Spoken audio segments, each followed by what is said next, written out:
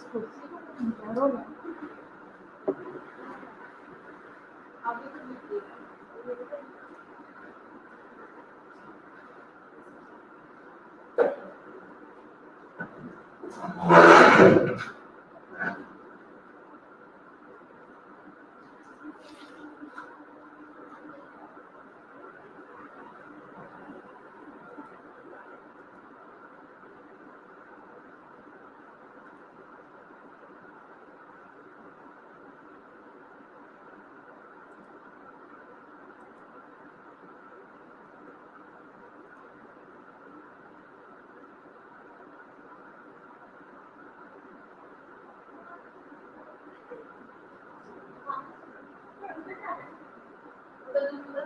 नहीं, मैं इधर आ गई थी।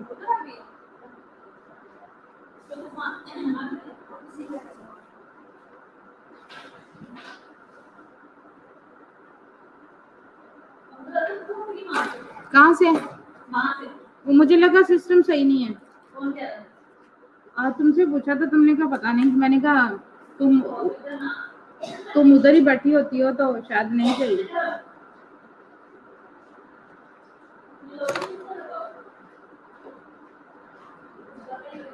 नहीं, मैंने नहीं लगाया।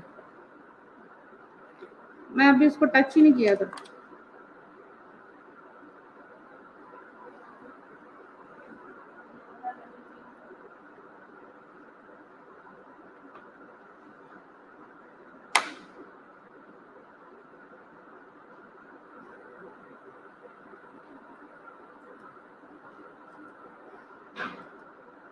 अस्सलाम वालेकुम, कैसे हैं सब? अच्छा, आवाज आ रही है?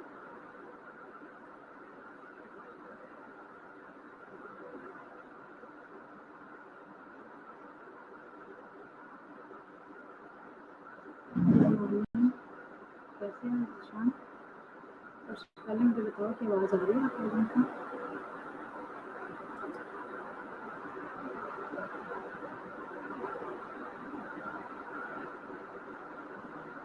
Okay, it's important step.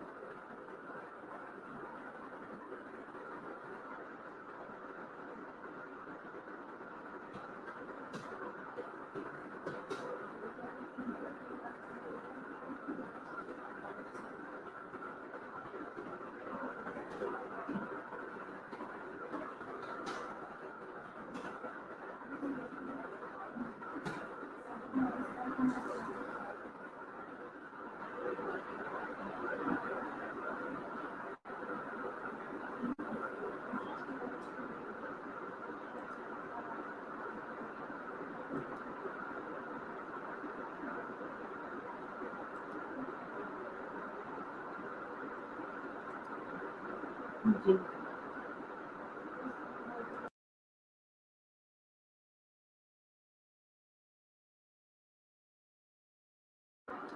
तो क्या कह रहे हैं, फिर सुना है कि मई में और जून में आप लोगों की डेटशीट कंफर्म हो जाएगी। नॉट मई, मई से पहले ही मेन के जून में आपके एग्ज़ाम का सुनने में आ रहा है। मई में आई थिंक डेटशीट आ जाएगी और जून में एग्ज़ाम है। तो अब जो है वो जल्दी-जल्दी हमें जितना सिलेबस रह गया है उसको साथ-साथ कंप्लीट भी करना है और साथ-साथ हमें यूनिट वाइज़ जो है वो देखना है कि उसके अंदर हमारी कौन सा टॉपिक जो है वो मिस है, ठीक है?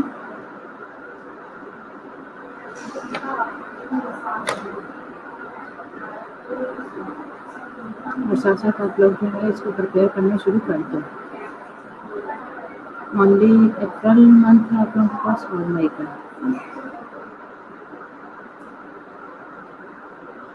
और दिस वन इज़ कन्फर्म है कि जून में एग्ज़ाम होंगे।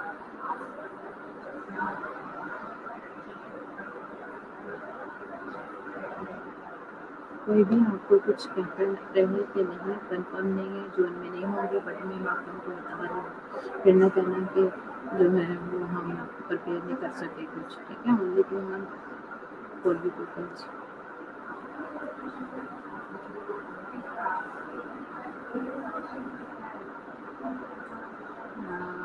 तो आज आप लोगों से मैंने कहा था कि हम लोग जो है आज जो टेस्ट है आप लोगों का मैं ट्राई करती हूँ वो अपलोड कर देती हूँ और आप लोगों को टाइम दे दूँगी। उस टाइम लिमिट में आप लोगों ने जो है वो उसको प्रिपेयर करके तो सबमिट कर देना है। सेकेंडली जो है हम अपना जो है सिलेबस ऐसा क्या करेंगे। आज हम स्टार्ट करते हैं सिस्टिक फाइब्रोसिस। सिस्टिक फाइब्रोसिस का नेम आप लोगों ने सुना है रेस्पिरेटरी यूनिट में? अगर किसी ने सुना है तो मुझे बताएं कि सिस्टिक फाइब्रोसिस क्या होता है। ये फैन चल रहा है, उसी का ही शोर आ रहा है। जस्ट वेट करो, मैं इसको बंद करते हैं।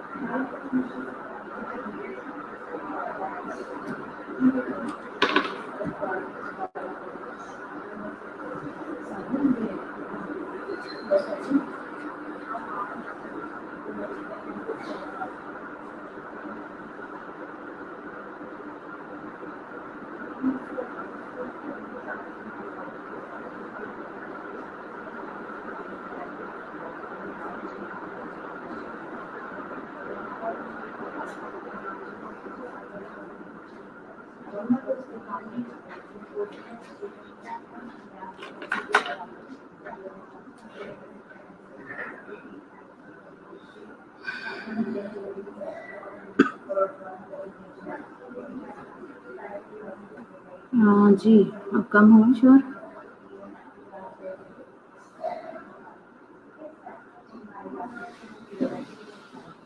अब सही आ रही है आवाज़? अच्छा, मैं आप लोगों से पूछ रही थी कि सिस्टिक फाइब्रोसिस का वर्ड आप लोगों ने सुना है रेस्पिरेटरी यूनिट में? अगर किसी ने सुना है तो वो मुझे बताए कि सिस्टिक फाइब्रोसिस क्या होता है। जल्दी जल्दी, हमने टाइम वेस्ट नहीं करना।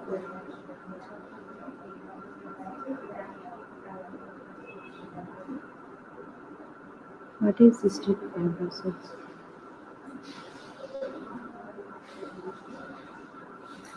क्या होता है नीला सिस्टिक फाइब्रोसिस?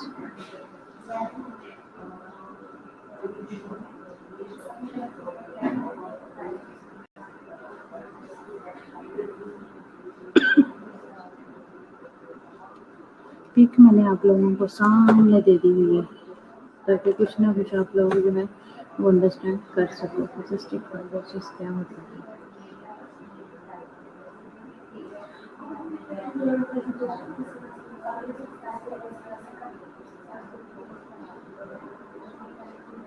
ये जो पिक है ये इसकी सारी कथा को शो कर रही है, ठीक है? जल्दी से कोई बताए लड़कों में से। जी ज़बलोन, आयशा ज़बलोन ही ऑनलाइन है। लोग जैसे जैसे दिन गुजरते जा रहे हैं वैसे वैसे ही आप लोग जो रमज़ान में तो कोई एक आध बंदा नज़र आएगा जो मेन क्रिश्चियंस होंगे बस।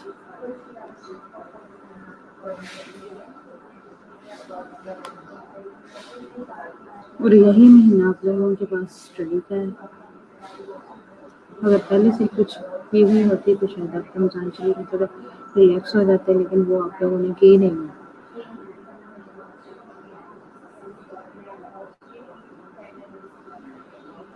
किसी की तरफ से कोई रिस्पॉन्स नहीं आ रहा। सिस्टिक फाइब्रोसिस क्या होता है, पता है नहीं है? एटलीस्ट कोई रिस्पॉन्स तो दो।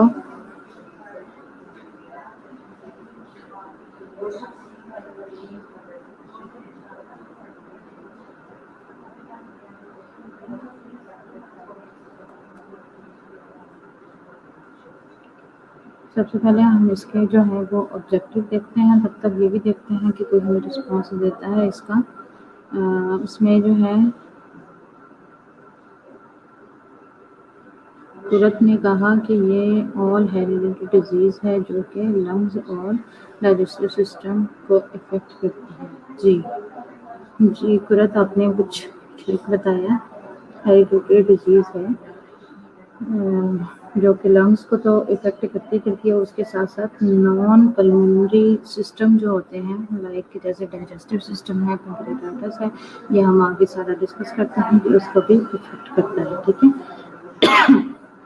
अच्छा, फर्स्ट ऑफ ऑल हम इसके ऑब्जेक्टिव देखेंगे। ऑब्जेक्टिव में क्या देखते हैं? Objective state the clinical definition for cystic fibrosis, describe the anatomic alteration of the lungs in cystic, ठीक है? उसके बाद डिस्कस करेंगे एपिडेमियोलॉजी को, फिर कॉजेज को, पैथोलॉजी को और मेडिकल मैनेजमेंट को, देन नर्सिंग मैनेजमेंट को। ओके, अब हम सबसे पहले इसका जो है वो क्लिनिकली जो इसका इंट्रोडक्शन है हम उसको देखते हैं। क्लिनिकली इसका इंट्रोडक्शन क्या है? सबसे पहले तो हम इसके वर्ड को देखते हैं, ठीक है?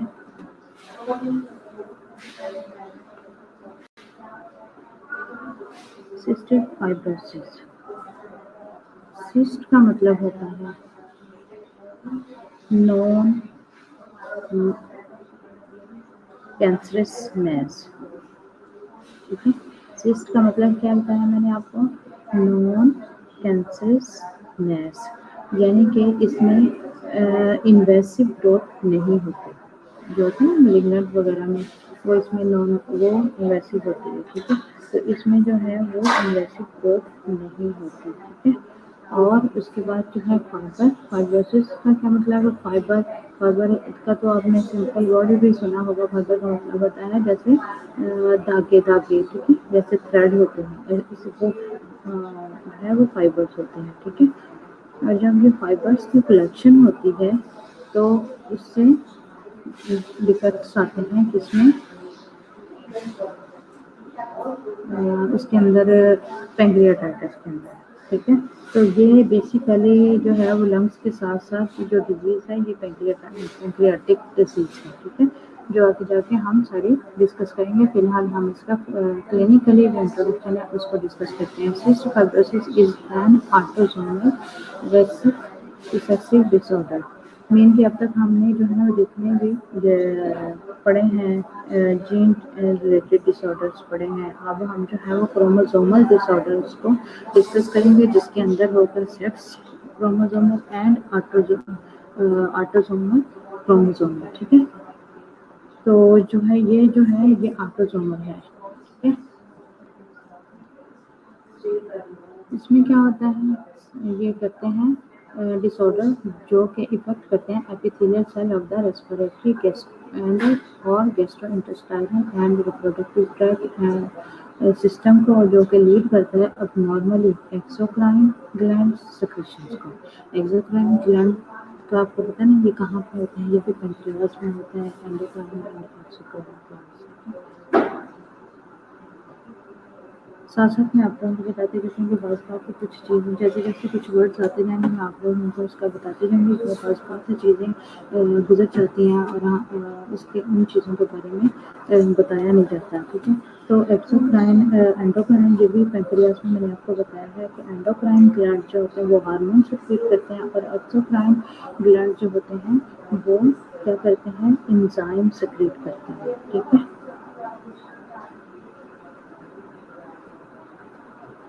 उसके सेकंड वन क्या है an individual must inherit defect copy of the cystic fibrosis gene one of each parents to have cystic fibrosis understand कर रहे हो ना सर थर्ड वन क्या आएगा although it can affect many organ system cystic fibrosis is particularly damaging to the lungs leading to the COPD या COPD को भी lead करता है in children and early adulthood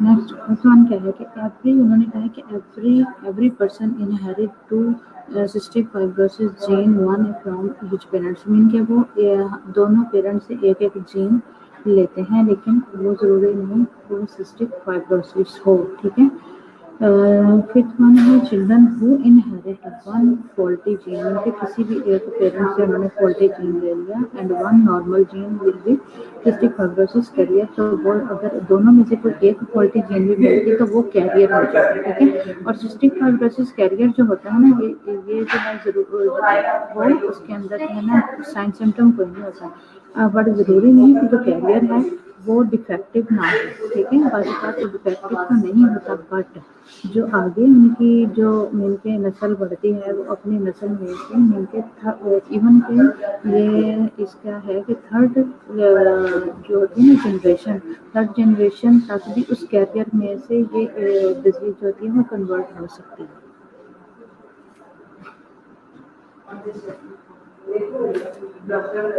ये देखें ये अनअफेक्टेड है ये भी अनअफेक्टेड है इसके बाद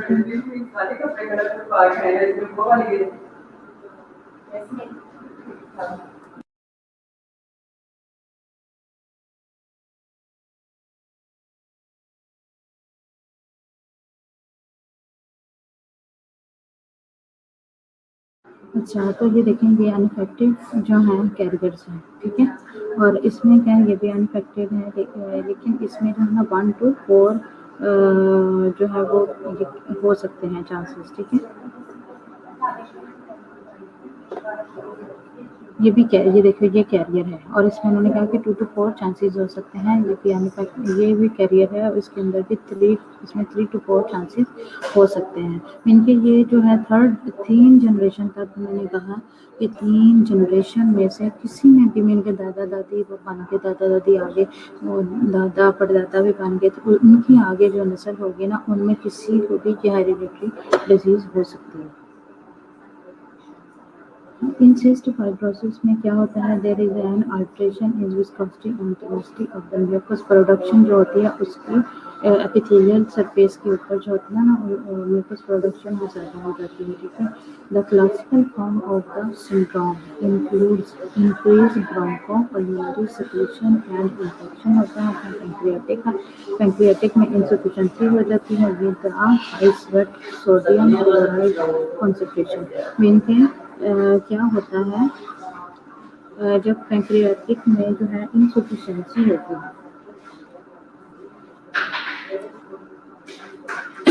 तो उसमें जो था वो ग्लाइको जो होते हैं ना ऐसा प्रोड्यूस होता है हाँ ग्लाइकोप्रोटीन प्रोड्यूस होती है ठीक है और ये फजूल में प्रोड्यूस होती है इसका कोई बेनिफिट कोई नहीं होता ग्लाइकोप्रोटीन में क्या होगा इसको हम अक्सर बात ग्लूकोज के नाम से जानते हैं लेकिन बट बेसिकली ये फाइबर्स होते हैं ना उनकी एक्यूमुलेशन हो जाती है अच्छा अब हम इसकी देखते हैं और ये साथ साथ इसमें मैं ये बताती चलूँ कि क्रोमोसोम 7th क्रोमोसोम जो है ना ये उसकी डिजीज़ है, क्योंकि ये कोई भी 7 क्रोमोसोम में जब कोई भी, मैंने आपको पहले भी बताया कि हम क्रोमोसोमल जो है डिजीज़ ये हम डिस्कस कर रहे हैं, कौन सा क्रोमोसोम नंबर 7। ये अक्सर बात MCQs का क्वेश्चन भी आ जाता है इसमें कि सिस्टिक फाइब्रोसिस में कौन सा क्रोमोसोम जो है वो इफेक्ट होता है। तो इसको आपने याद रखना है कि इसमें 7th क्रोमोसोम जो होता है वो डिफेक्ट होता है। कैसे कि उसमें कोई भी म्यूटेशन हो जाती है या फिर कोई डिफेक्ट पैदा हो सकता है। ठीक है, अब हम इसकी जो है वो देखते हैं, एपिडेमोलॉजी देखते हैं। एपिडेमोलॉजी में क्या है कि the frequency of cystic fibrosis. ये सिस्टिक फाइब्रोसिस का मैं आप लोगों को इसलिए थोड़ा सा डिटेल में पढ़ाया है कि मोस्टली लोग जो है ना इसके बारे में, इस डिजीज़ के बारे में इतना कॉमनली नहीं जानते। ठीक है, वो उनके अक्सर बात जहन में नहीं आता कि ये भी रेस्पिरेटरी डिजीज़ का पार्ट है कि नहीं। तो मैं आप लोगों को इसलिए इसका सारा वो जो है इंट्रोडक्शन और क्या क्या है इसके अंदर होता है और इसके एपिडेमोलॉजी ये सारी इसलिए मैं आप लोगों को बता रही हूँ कि किस तरह के लोगों में ये ज़्यादा होता है। इसमें frequency of the CF is 1 in 2000 to 3000 live birth and there are approximately 30,000 जो है ना children and adult with this disease in the United state. इनके जो है वो जो है ना north Korea, north America and हाँ नॉर्थ अमेरिका और अमेरिका में इनके ये जो वाइट पीपल है ना इनके अंदर ये डिजीज ज़्यादा इनहेरिट होती है। एग्जैक्ट काज अननोन है कि क्यों होती है, बट एस्टिमेट लगाया गया है कि यहाँ के वाइटिश पीपल जो है ना इनमें ये डिजीज ज़्यादा होती है रादर देन जो एशियन पीपल्स हैं, इनके ब्लैक पीपल्स हैं जो इनको जो है वो उनकी लैंग्वेज में मजुंगो भी कहते हैं। ठीक है, जो एशियन पीपल हैं इनको मजुंगो भी कहते हैं। न्यू वर्ड्स में आप लोगों को बता रही हूँ।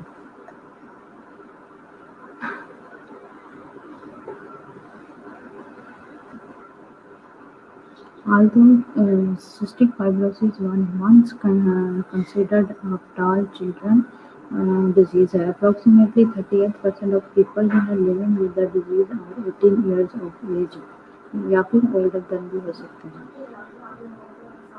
अंडरस्टैंड, यहाँ तक आपको समझ आ गई इसकी। अब हम देखते हैं इसकी पैथोलॉजी और एटोलॉजी। जैसा कि मैंने आप लोगों को बताया पहले,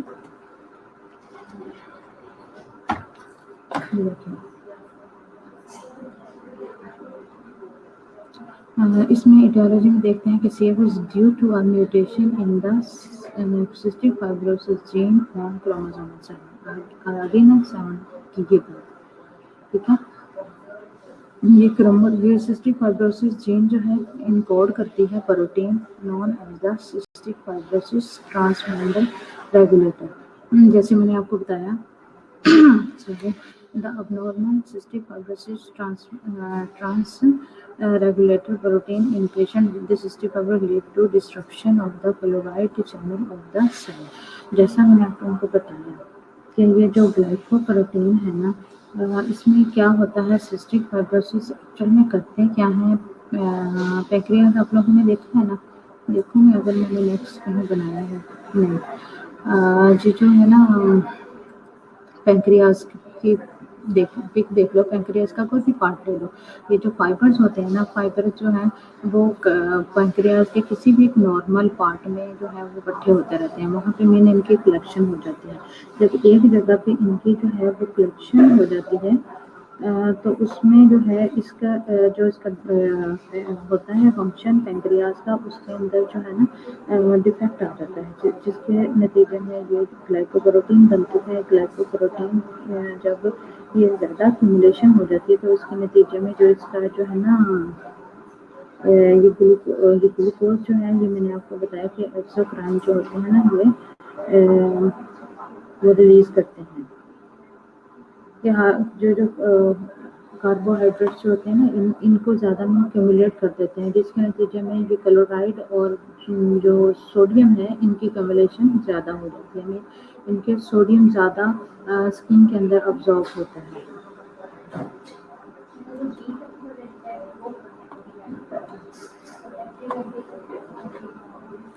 और जो उसकी जो क्यूमुलेशन है, जो मैं बता रही थी, इसकी जो सोडियम की नहीं, उसके फाइबर्स की जो क्यूमुलेशन होती है, उसके नतीजे में जो है ना ये एंजाइम रिलीज करते हैं, ठीक है, जिसकी वजह से डिफेक्टिव एंजाइम प्रोड्यूस होते हैं।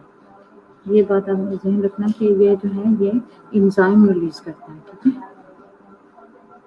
और सोडियम और क्लोराइड की जो है वो मैनिपुलेशन उधर ज़्यादा हो जाती है, जिसकी वजह से अगर एक वो आगे हम डिस्कस भी करेंगे, स्वेट टेस्ट करते हैं जिसके अंदर स्किन जो होती है वो ज़्यादा आपको नमकीन फील होती है।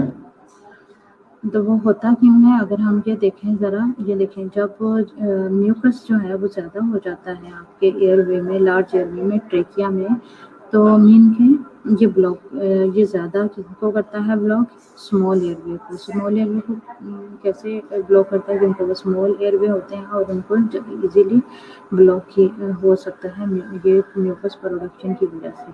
तो म्यूकस प्रोडक्शन क्या होता है, ये बॉडी की ये भी एक सेफ्टी होती है। तो अक्सर अगर देखा जाए तो अगर बॉडी की सेफ्टी है भी तो म्यूकस प्रोडक्ट हो रहा है तो होने दें, लेकिन ऐसा नहीं है, क्योंकि जो ट्रेकिया है वो लार्ज एयरवे है, ठीक है, ब्लॉक वो भी हो जाता है, लेकिन उसमें म्यूकस प्रोडक्ट अगर होता है तो उसमें फिर भी थोड़ी बहुत जगह बच जाती है कि जो है वो इंसान, पेशेंट जो है वो सांस ले सके। बट जैसे जैसे ये ब्रोंक्यूल्स, ब्रोंकाई में आगे आगे फर्दर डेविएशन हो जाती है, जो ऑलरेडी हम बड़ी तफसील के साथ डिस्कस कर चुके हैं, ठीक है।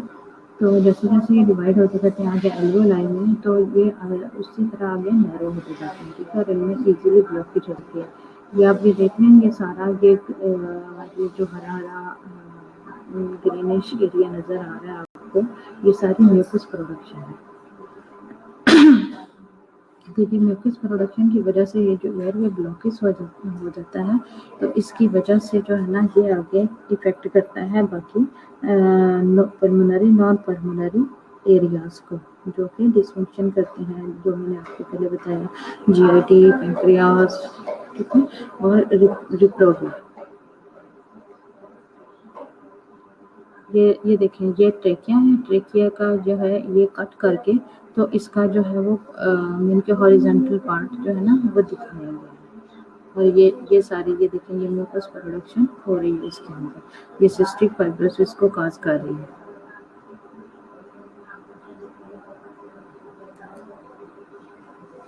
यहाँ ये हम देख सकते हैं कि जब ये उसमें हुई म्यूटेशन हुई है तो सिस्टिक फाइब्रोसिस की, तो इसका ये सोडियम और क्लोराइड का जो है ना ये म्यूकस की वजह से एक्यूमुलेशन हो रही है, यहाँ पे क्लोराइड आयन की और ये यहाँ सोडियम की। इस यहाँ पे जो है वो नॉर्मल है, ये देखिए, और यहाँ पे जो है ये म्यूकस की वजह से यहाँ पे सोडियम और क्लोराइड की एक्यूमुलेशन होने जा रही है।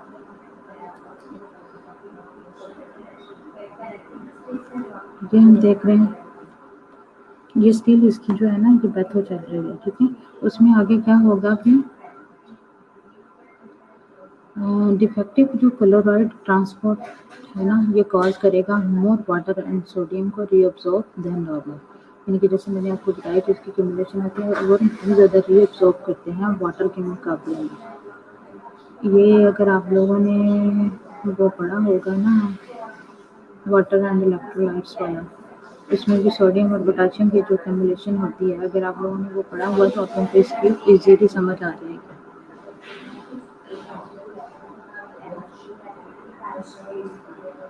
ये पढ़ा है आप लोगों ने इसके वाटर एंड इलेक्ट्रोलाइट्स वाला कि नहीं? फ्लूइड एंड इलेक्ट्रोलाइट्स के नेम से है टॉपिक जो है। अच्छा, सेकंड हम देखते हैं कि सिक्रेशन इनफेक्टेड होता है, इन्फेक्टेड ऑर्गन बिकम थिक हो जाते हैं एंड विस्कस ऑब्स्ट्रक्शन हो जाती है the gland and the ducts की, ठीक है। उसमें क्या होता है, dilatation of the secretory gland जो होते हैं डैमेज हो जाते हैं और टू द एक्सोक्राइन टिश्यू को कर देते हैं, ठीक है, जिसके नतीजे में वो सारा डिफेक्ट मैंने आप लोगों को बताया कि वो जो एक्सोक्राइन होते हैं वो फिर आगे एंजाइम्स को रिलीज करते हैं।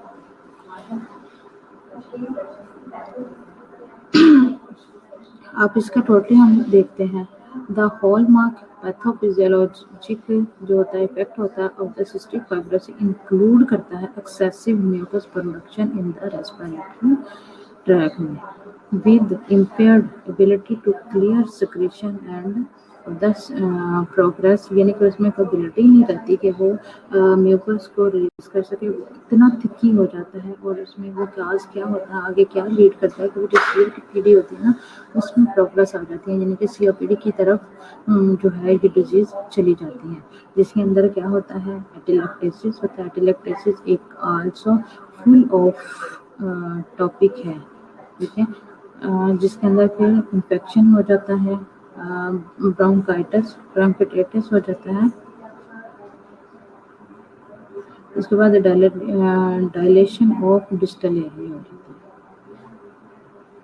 ठीक है। ये जो उसका एयरवे का जो ल्यूमन होता है ना उसमें जो है वो थिक की प्रोडक्शन होती है, इस चीज़ को आपने याद रखना है। ये जो एयरवे का ल्यूमन है इसका अंदर का एरिया उसमें जो है वो थिक की म्यूकस प्रोडक्शन होती है जो कि पल्मोनरी और नॉन पल्मोनरी फंक्शंस को लीड करती है। ये चीज़ आपने इसमें सिस्टिक फाइब्रोसिस अगर आप कोई पूछ लेता है तो सिंपल वर्ड्स में अगर आपने बताना हो तो ये बता सकते हो कि वो जो है डायरेक्ट फिर पैंक्रियाटिस के ऊपर इफेक्ट करती है। पैंक्रियास में क्या होता है फिर दो चीज़ें मैंने आपको बताई हैं, एक्सोक्राइन एंड एंडोक्राइन, ठीक है। और इसमें क्या होता है फाइबर्स की कलेक्शन होती है, फाइबर की कलेक्शन होने के बाद ये इसके फंक्शन को क्या करता है डिसफंक्शन कर देता है, जिसके नतीजे में ग्लाइकोप्रोटीन पैदा होती है, ठीक है।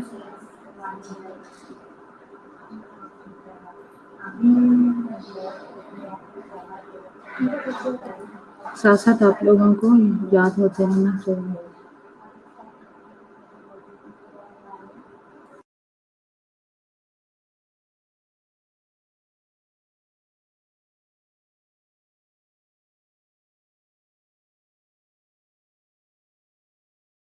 अच्छा, तो इसमें आगे क्या है acute and chronic damage to the lungs, ठीक है, and scarring and fibrosis of the lung tissue, scar बन जाते हैं उसके लंग टिश्यूज के ऊपर। मेन के इसमें अगर देखा जाए तो टोटली लंग जो है ना वो डैमेज हो जाते हैं, क्रॉनिक हाइपोक्सीमिया हो जाता है के अंदर होता है, थोड़ा थोड़ा एयर जो है वो ट्रैप करती है नहीं इनके रिलीज हो पाती उसकी सूरत में पेंक्रियाटिक। और ये जो है सिस्टिक फाइब्रोसिस लाइक सीओपीडी की तरह एक क्रॉनिक डिजीज है और पेशेंट जो है एट द एंड क्या होता है वेंटिलेटर के ऊपर पहुंच जाता है। Pancreatic enzyme deficiency and impaired digestion. Pancreatic अब जो है वो वहाँ पर हम डिस्कस कर रहे हैं, उसी के नतीजे में जो हॉल मार्क हमने देखा इसका पैथोफिजियोलॉजी का ये हॉल मार्क की सूरत में हो रहा है, ठीक है। अब एट द एंड आपको क्या हुआ जब वो ग्लाइकोप्रोटीन प्रोड्यूस हुई उस आगे के ये स्टेप हम डिस्कस करते हैं। आगे है pancreatic insufficiency and impaired enzyme secretion होती है, उसके बाद इम्पेयर्ड डाइजेशन एंड अब्जॉर्प्शन हो जाती है और protein carbohydrates and fat cell जो होते हैं वो, ठीक है, यानी कि वो प्रॉपर एब्जॉर्ब नहीं होते। फिर क्या है डीजेनरेटिव हो जाता है एंड फाइब्रोटिक चेंजेस आती हैं इसमें, और वो किसको लीड करती हैं डायबिटीज मेलाइटस को। डायबिटीज मेलाइटस आप सोच रहे होंगे कि वो कैसे कॉज करती हैं डायबिटीज मेलाइटस, कोई बताएगा मुझे? जी मोहम्मद रजा, इसको आप बताओगे कि ये डायबिटीज मेलाइटस को आगे क्यों लीड करती है, थोड़ा सा मुझे जल्दी से बताओ फिर मैं आगे डिस्कस करती हूँ।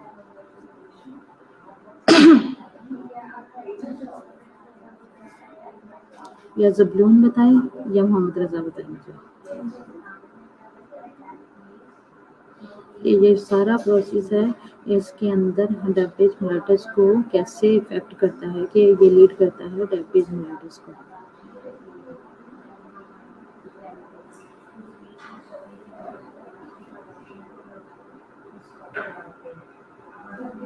I am waiting.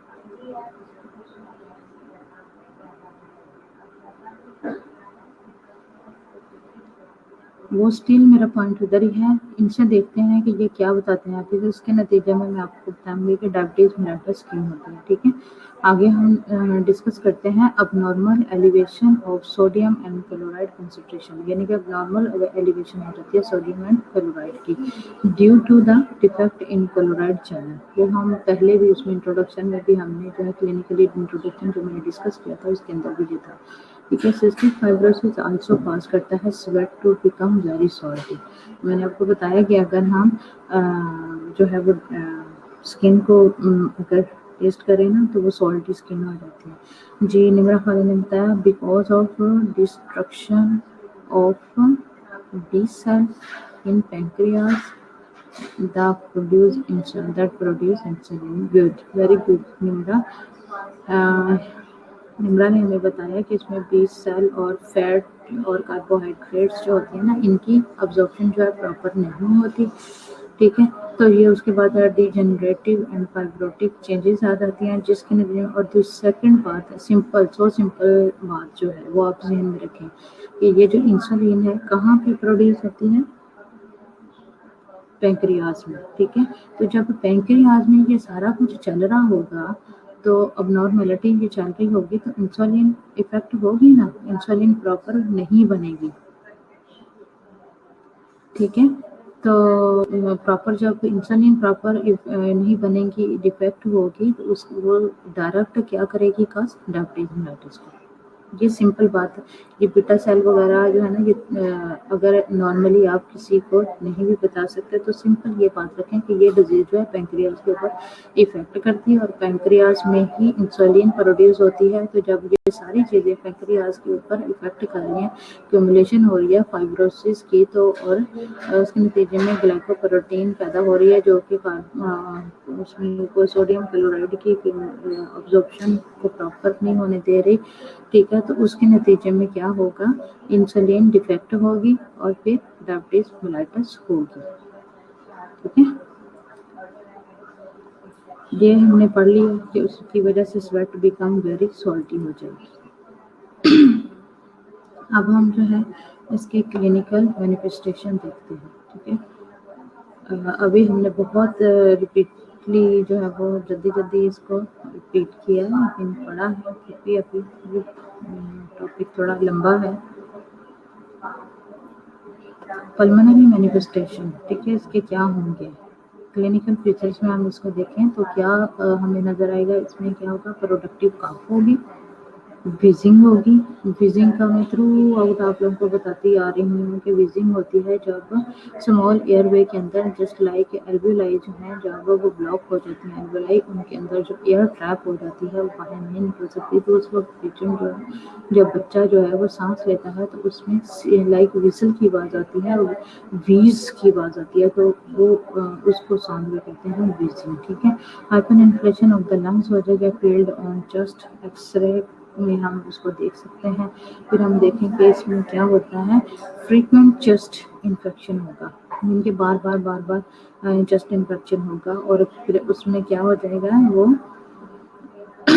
कफिंग होगी और शॉर्टनेस ऑफ ब्रेथ होगी जो कि क्रोनिक डिजीज में कन्वर्ट हो जाएगी। फिर इसको जो है जब ये बार अटैक्स होते हैं, एयर ब्रीथ करेगी, ब्रीजिंग होगी, एयर ट्रैप हो जाएगा, तो ये सारी सूरत हाल जो फिर होती है ये COPD की तरफ हमें ले जाती है। ठीक है, पल्मोनरी फंक्शन टेस्ट करवाया जाएगा। पल्मोनरी फंक्शन टेस्ट के बारे में आप लोगों को मैंने बताया था ना क्या होता है पल्मोनरी फंक्शन टेस्ट। उनमें consist with obstruction airway disease होगी, मीन कि उसमें हम जब लंग्स का टेस्ट करेंगे तो उसमें हमें पता चल जाएगा कि लंग्स के अंदर कोई कैपेसिटी मौजूद है या लंग्स डैमेज हो गए होंगे। ठीक है, ये देखें, ये इसमें एक्सरे के कितने बुरे हालात हैं। अगर आप ये जैसे आप ये इस डिजीज में सिस्टिक फाइब्रोसिस में देख रहे हैं एक्सरे, इससे ज़्यादा बदतर हालात होते हैं COPD के पेशेंट के एक्सरे में। टोटली आप ये देखो, ये थोड़ा ये नॉर्मल कंडीशन है एक्सरे की ये वाली, और यहाँ से देखो COPD में अगर आप देखोगे ना तो ये जो एक्सरे है ना ये टोटली आपको वाइट नजर आएंगे। COPD में इतने बुरे हालात होते हैं पेशेंट के।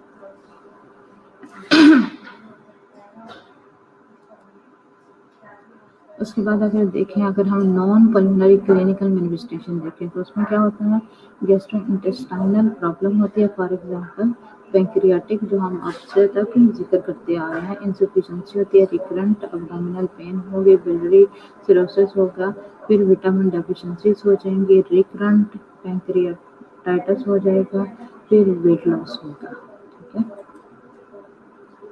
जेनिटो-यूरिनरी प्रॉब्लम्स होंगी, मेल एंड फीमेल में इनफर्टिलिटी होगी, उसके बाद क्या होगा, meconium ileus in newborn babies में हो जाएगा, क्लबिंग ऑफ द एक्सट्रीमिटीज हो जाएगी, सॉल्टी टेस्टिंग स्किन होगी, poor growth and poor weight gain होगा despite are non normal food intake, यानी कि उसका बच्चे का या बड़ा कोई भी होगा तो उसका खाने पीने को ग्रो नहीं करेगा। Healthy problem with cystic fibrosis. आगे हम जो है, आज हम क्लिनिकल पिक्चर तक ही छोड़ते हैं, देखते हैं आगे कितना है हमारा, ये सारा मेडिकल मैनेजमेंट है, ट्रीटमेंट है, आगे नर्सिंग हम सारा कल डिस्कस करेंगे। ठीक है, ये जो है, ये जितना भी है ये कल मैं आप लोगों से पहले पूछूंगी, आप लोगों ने इसको अच्छे से पढ़ना है। इसका इंट्रोडक्शन जो हमने क्लिनिकल इंट्रोडक्शन जो मैंने आप लोगों को दिया है, इसको अच्छे से ज़हन में रखना। मैंने इसमें कोई ऐसी चीज़ नहीं छोड़ी। आप इस टॉपिक को मीन के बुक से पढ़ो नहीं पढ़ो या किसी और जगह से, इसके अंदर हर तरह का मटेरियल मैंने शामिल कर दिया। अगर आप इसको अच्छे से ज़हन में रख लो तो आप किसी किस्म की चीज़ से मार नहीं कर सकते। इसके अंदर हर चीज़ का मैंने इंट्रो दिया है। ठीक है, बट फिर भी आपने जो है वो बुक से पढ़ना है। सेकेंडली, अफरा से आप आर यू हियरिंग मी? अफरा से आप, I need your response.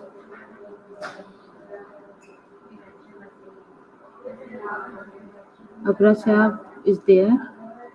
Okay, अपना से आप गौर से सुनो। ये जो हमारा रेस्पिरेटरी यूनिट है ये इज गोइंग टू फिनिश। ठीक है, बस इसके अंदर एक वेंटिलेटरी केयर है, वो भी मैं आप लोगों को मीन के बाजुकात वेंटिलेटर की केयर जो है ना, फोर्थ ईयर के अंदर तो बहुत दफ़ा क्वेश्चन आया हुआ वेंटिलेटर की केयर का, एंड थर्ड ईयर में मैंने इतना देखा नहीं है, बट कोई पता नहीं होता कि आपके सिलेबस में जब एक टॉपिक है तो वो दे भी दें तो आप उनको चैलेंज नहीं कर सकते। ठीक है, तो हमारा जो है वेंटिलेटरी केयर और इन चिल्ड्रन ये बस रह गया है, तो इंशाल्लाह वो भी हम कर लेंगे। बट आपने क्या करना है, ये जो जितना रेस्पिरेटरी यूनिट हम लोगों ने पढ़ा है, आपने बुक आप इन इसके जो टॉपिक्स हैं ना, आप आज उनको लिखोगे, उनको देखोगे कि टोटल कितने टॉपिक्स हैं। उसके बाद आपने अपनी क्लास के जो है ना जितने भी मेंबर्स हैं उनके ग्रुप्स, उतने ही ग्रुप्स बनाने हैं। ठीक है, और एक एक टॉपिक देखना है कि 4 लोगों का ग्रुप बनता है या 3 लोगों का ग्रुप बनता है।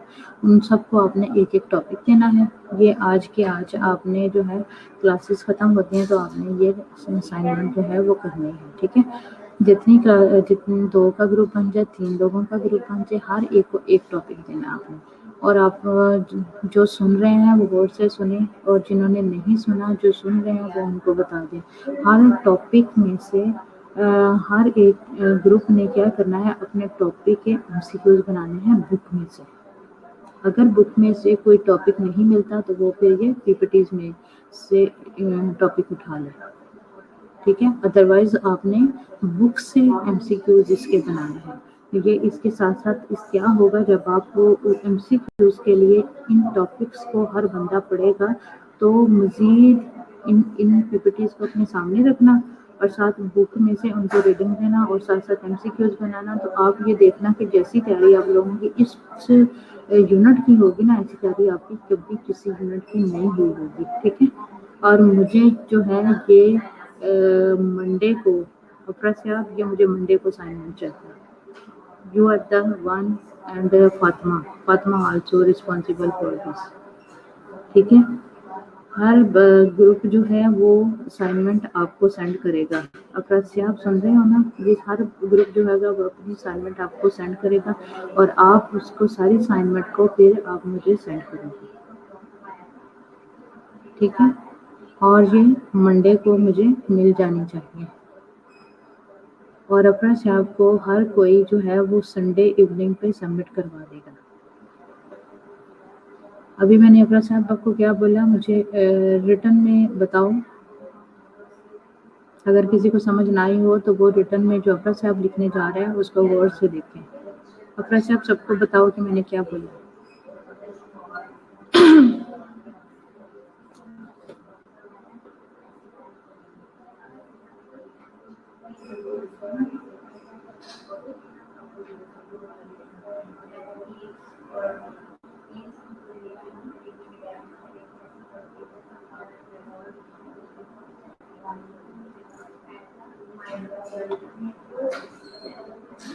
इसमें जो है एमसीक्यूज भी ऑटोमेटिकली आपकी तैयारी हो जाएगी। फिर वो जो हर एक ने टॉपिक अपने अपने टॉपिक को अच्छे से रीड किया होगा, उसमें से एमसीक्यूज निकाले होंगे, वो एमसीक्यूज आप लोगों के साथ एक दूसरे के साथ शेयर हो जाएंगे। फिर जो है ना, पेपर में कोई माइक ला ले, बुक में से कहीं से भी कोई एमसीक्यूज दे दे तो आप मार नहीं खाओगे।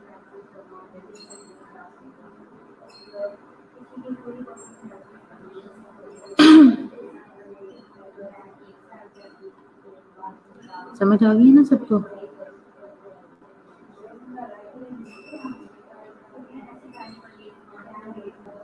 और ये मैं बार बार आप लोगों को कह रही हूँ कि मंडे मॉर्निंग पे मुझे ये असाइनमेंट जो है वो मिल जानी चाहिए।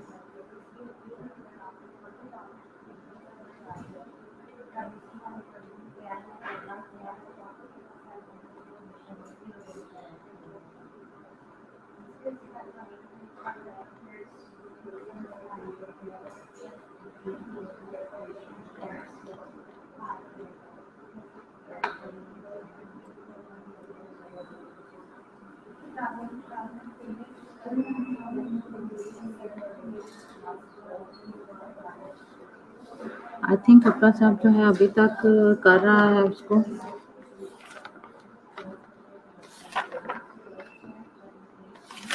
इसको हम सिस्टिक फाइब्रोसिस को इंशाल्लाह कल में जो है वो ख़त्म कर देंगे, और जो वेंटिलेटरी केयर होगी वो हम उसके बाद कर देंगे, ट्यूसडे को ख़त्म कर देंगे। या फिर मैं किसी से जो है वो कोई लेक्चर लेती हूँ ताकि हम जल्दी जल्दी सिलेबस को ख़त्म करें।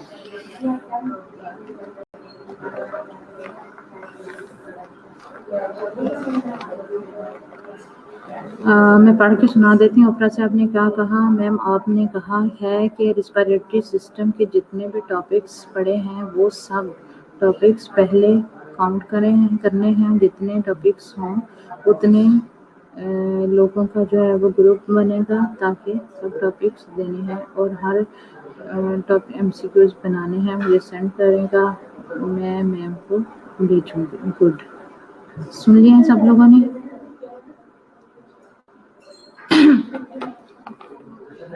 और आपने ये आज की आज ये लिस्ट बना के ना तो ग्रुप में सेंड कर देनी है, और उनको ताकि ये उनको टॉपिक्स का पता चल जाए और लोग को पता चल जाए कि हाँ हमारे लिए ये टॉपिक है और हमने भी इसके ऊपर ये असाइनमेंट बना के हमने सेंड करनी है तब।